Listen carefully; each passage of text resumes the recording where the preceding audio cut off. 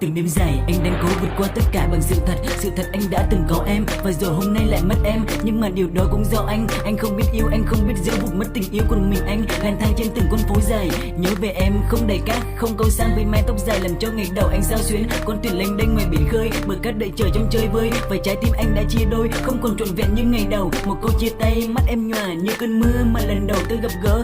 Từng cái ôm cái siết tay bây giờ vụn vỡ, em biết mà sao em cứ mãi dại khờ đợi chờ một người trong vô vọng. Tiếng em nấc trong đêm dài và anh cảm nhận được nỗi đau. Em gào thét giữa cơn mưa để cho bầu trời này thấu hiểu tình yêu đó nhớ em chỉ dành trọn trong mình anh, mà anh lạnh lùng quay bước ra đi bỏ mặc phía xa một con đường. Em đứng lặng nhìn mà mưa nước mắt cứ lăn dài trên mi em. Từng câu nói lặng thầm giữa đêm, còn mình anh ôm nỗi niềm riêng.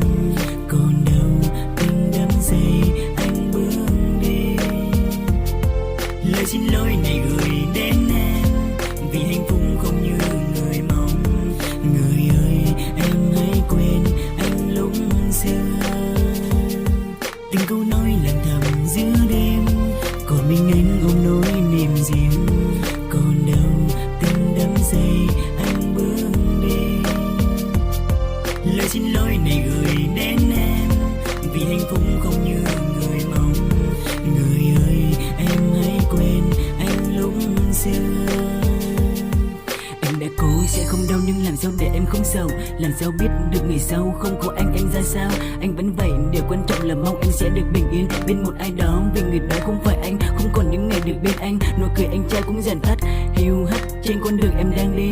Đành vậy thôi, nụ cười nước mắt hay khoảng cách đang gần lại cũng do anh, không biết trân trọng cũng do anh. Đã chia cách đường tình duyên làm hai ngả, một nơi mình đi có một nơi anh theo người là. Anh không muốn chạy trốn, thực tại là anh đã yêu người thứ ba, nhưng anh chỉ muốn gần lại khoảng cách của ngày xưa là bạn bè. Ngay từ đầu quên nhau chứ bây giờ anh nghĩ sẽ có một ngày anh phải đau đầu vì chữ yêu không trọn vẹn. Tình lỡ cách xa, đau khổ của em là quá nhiều, trách nhiệm em đặt ra mà chưa bao giờ anh làm được. Câu thứ ta anh không mong được chấp nhận, chỉ mong một ngày trên phố đông hai đứa nhìn nhau đừng như người xa lạ.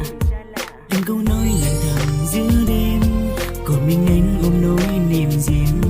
Còn đâu tình đắm say anh bước đi, lời xin lỗi này gửi đến em vì hạnh phúc không như người mong.